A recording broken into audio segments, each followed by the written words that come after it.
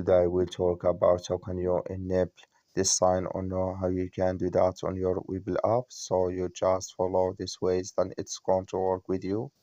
So all you have to do, you just go down here, click here on menu down here, just click on it. So then it's going to take you to your profile. It's going to show for you like this. So then all you have to do now, you just go here above settings, click on it. So then it's going to take you to this list. It's going to show for you like this. Then all you have to do now, just click here on message settings, just click on it here. You come to next step here, it's going to show for you like this. Click here on price alerts, just click on it here. Then it's going to take you to this list. It's going to show for you like this here. You come here to automatic alerts, just click in this sign or this color.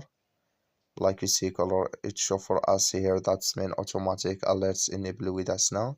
That's all you have to do. Thank you for watching. Don't forget to support us by liking, subscribe.